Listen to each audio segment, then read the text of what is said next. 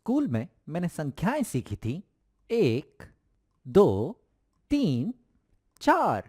लेकिन मेरी क्लास के बाहर जो बोर्ड होता था उसके ऊपर पहली कक्षा कुछ इस तरीके से लिखा हुआ होता था, पहली कक्षा। ये मुझे लगता था ये आई कक्षा क्या लिखा हुआ है, तो दरअसल ये होता था पहली कक्षा। और दूसरी कक्षा कुछ इस तरीके से लिखा हुआ होता था, कुछ ऐसे, आई कक्षा। दरअसल ये लिखा गया है दूसरी कक्षा। तीसरी कक्षा और चौथी कक्षा कुछ इस तरीके से लिखे हुए होते थे।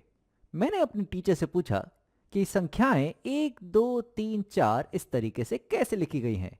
तो मेरी टीचर ने मुझे बताया कि ये दरअसल रोमन संख्याएं हैं, ये रोमन अंक हैं। तो मैंने पूछा ये रोमन अंक क्या होते हैं। तो टीचर ने मुझे बताया कि ये जो 1, 2, 3, 4 हैं ये हिंदू अरबी अंक हैं जो आज के ज़माने में इस्तेमाल होते हैं, लेकिन प्राचीन काल में ये रोमन अंक इस्तेमाल होते थे। तो मुझे उत्सुकता हुई इन रोमन अंकों के बारे में और मैंने कुछ रोमन संख्याओं के बारे में जानकारी हासिल की।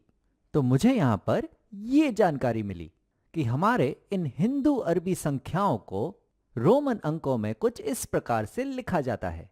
अब यहाँ पर हम प्राचीन काल की बात कर रहे हैं।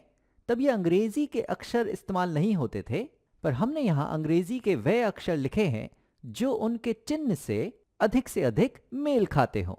तो वो रोमन अक्षर हैं I, V, X, L, C, D, M. I जो है वो दर्शाता है 1 को, वी दर्शाता है 5 को, एक्स है 10, एल है 50, सी है 100, डी है 500 और एम है 1000। तो ये कुछ अंक हैं रोमन संख्याओं के। जो हम अंक इस्तेमाल करते हैं वो होते हैं हिंदू अरबी अंक, जो है 1, 2, 3, 4, 5, 6, 7, 8, 9 और हाँ साथ ही साथ 0।